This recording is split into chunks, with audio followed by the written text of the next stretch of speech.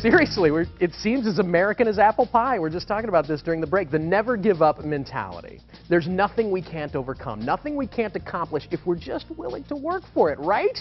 But our next guest says, maybe it's time to rethink that whole never give up message. She says that that kind of message actually hurts some people. You might not realize it, but it does. Therapist Justine Froelker joins us this morning. Hi, Justine. Good morning to you.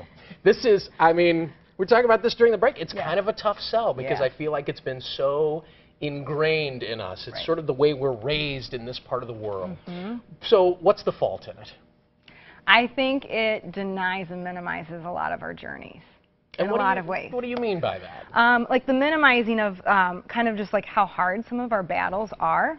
And so when you look at me and say, well, just never give up, keep going, sometimes I'd rather just hear you say, this is really hard. I'm so sorry you're going through this. This is brutal. I want the empathy.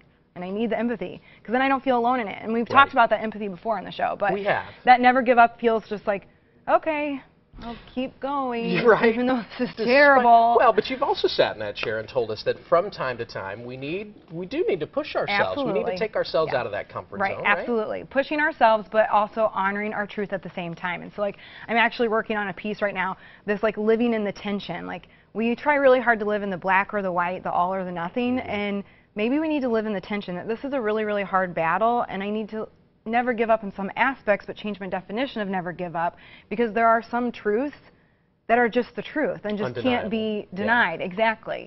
There can be a shame factor here too. If I look someone in the face, not really knowing much about them, and say, I know you're going through a tough time, never give up. For them, that can be a shameful thing to hear. Absolutely. Because I would feel like I was disappointing my family, my loved ones, society by never giving up. And in reality, maybe I was just making a choice between two really crappy choices.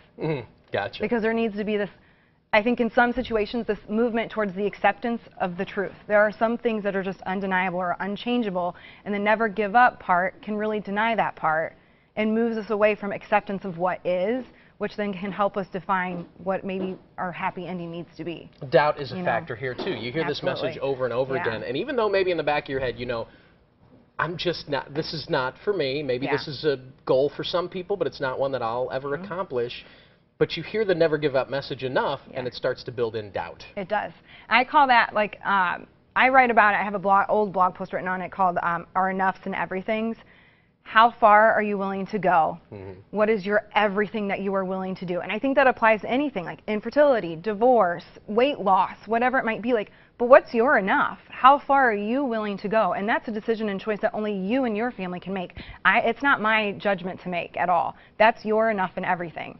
And so, like, we have to listen to that truth and that light and our voice within ourselves, because if we don't, then that's where the doubt and the shame comes in. It's good stuff. This all started with a blog post that Justine wrote for the Huffington Post, actually, that got a lot of attention. It did. She adapted it for everybody. We really appreciate you stopping by. I'm never going to say that phrase, I don't think, the same way again. You'll never think about it. I know, you're right, which is good. Yeah. We've posted a link to Justine's blog on our website, greatdaystlouis.com, guys. She's really smart, that girl. Yeah, she did a is. job Got a few doing things this. going on up here. Yeah.